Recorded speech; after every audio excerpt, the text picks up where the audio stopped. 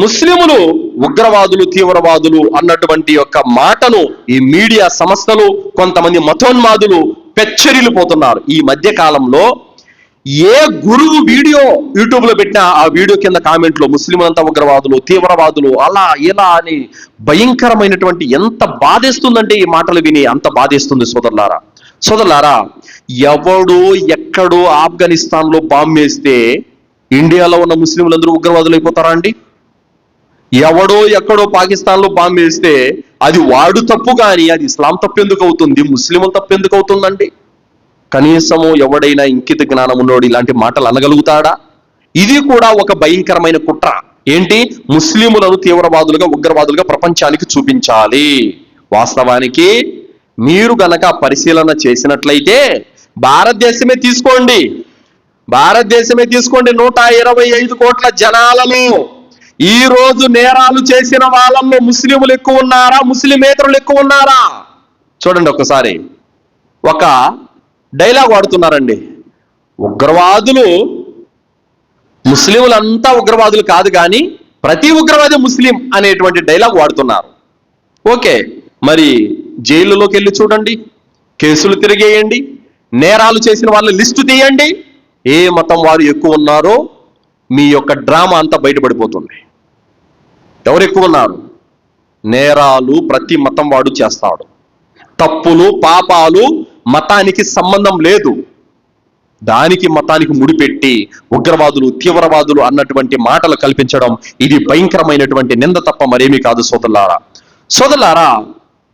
ఉగ్రవాదం అనేది ఎప్పుడో మొదలయ్యింది. ఎప్పుడైతే మీరు అధములు, నీచులని చెప్పేసి కొన్ని కులాల వారిని ఎప్పుడైతే ఊరికి అవతల పెట్టారో అప్పుడు మొదలైంది ఉగ్రవాదం. ఎప్పుడైతే తమ తోటల్లోకి పనికొచ్చిన వాళ్ళకే కాలే సంగటి చేతిలో పెట్టి నీళ్లు కూడా గ్లాసులో ఇవ్వకుండా చేతిలో పోసారు చూశారు, అప్పుడు మొదలైంది ఉగ్రవాదం.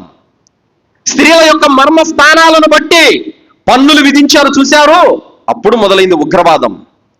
ఎప్పుడైతే తమ మత గ్రంథాలు చదివారని చెప్పేసి నాలుకలు తెగ్గోసారు చూశారో అప్పుడు మొదలైంది ఉగ్రవాదం. తమ బావిలో నీళ్లు తాగారని చెప్పేసి మూత్రం తాపించారు చూశారు, అప్పుడు మొదలైంది ఉగ్రవాదం. ఎవరో ఎక్కడో బాంబు వేస్తే ముస్లింలందరూ ఉగ్రవాదులు అయిపోతారా? ఎప్పుడో మొదలైంది అది చేసిన వారికి ఒక మతం అంటూ, ఒక కులం అంటూ లేదు. ఎవరైనా చేస్తారు అది. దానికి ప్రత్యేకంగా ముస్లిములను అంటగట్టడం అనేది ఇది సరైనటువంటి విధానము కాదు సోదరులారా. ఎవరికి వాళ్ళు బిరుదు?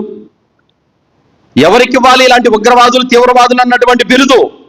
ఎవరైతే కట్టుకున్న భార్య అన్నటువంటి కనికరం కూడా లేకుండా ముక్కలు నరికి కుక్కర్లో ఉడకబెట్టి ఎండబెట్టి సాక్ష్యాలు కూడా లేకుండా రూపుమాపారు చూశాడు, అలాంటి దుర్మార్గులకి ఇవ్వండి ఉగ్రవాదులని బిరుదు. ఎవడైతే అమావాస్య రోజున, సూర్యగ్రహణం, చంద్రగ్రహణం రోజున మాంత్రిక తాంత్రిక పూజల కోసం కన్న కూతురును కూడా పూజల కోసం బలిస్తున్నాడు చూశారు, అలాంటి దౌర్భాగ్యులకి ఇవ్వండి ఉగ్రవాదులు అన్న బిరుదు.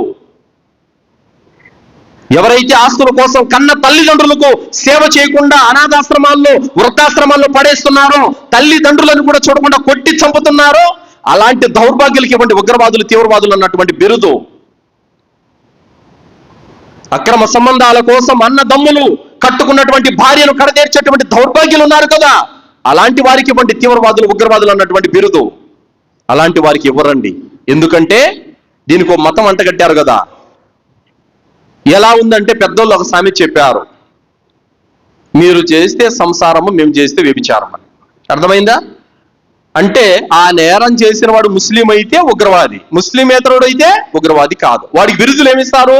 వాడు ఎన్ని మడ్డలన్నా చేయని, నడి రోడ్లలో నరకని, వాడు భార్యను ముక్కలు చేయని, ఏమన్నా చేయని, వాడిని ఏమంటారు? దుండగుడు, మానవత్వం లేనివాడు, చిన్న బిరుదులు ఇస్తారండి. అదే ముస్లిం అనుకో, ఉగ్రవాదులు, టెర్రరిస్టులు, తీవ్రవాదులు, ఈ బిరుదులు. అదేంటి? ముస్లిము చేసింది హత్యే, ఇతను చేసింది కూడా హత్యే.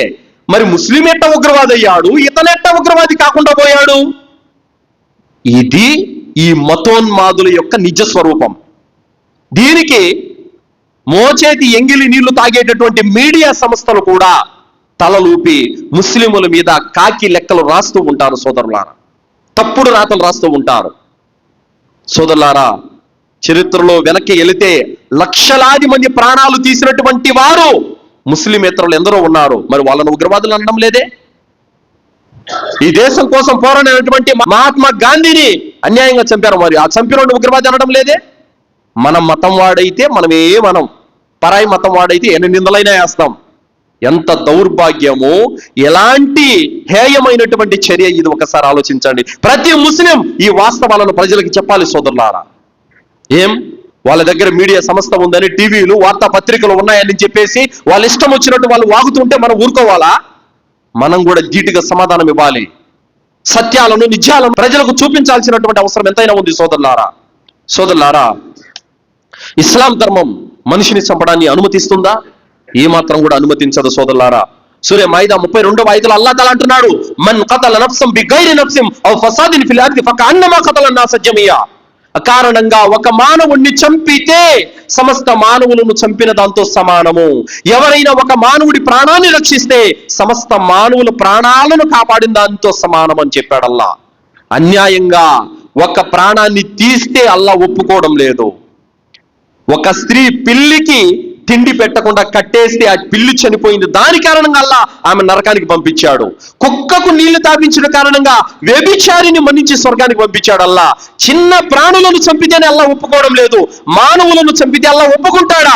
ఎవడో ధర్మం తెలియని, ఖురాన్ హదీసు జ్ఞానం లేనటువంటి దౌర్భాగ్యుడు ఎవడో బాంబు వేస్తే ముస్లింలందరూ ఉగ్రవాదులు అయిపోతారా?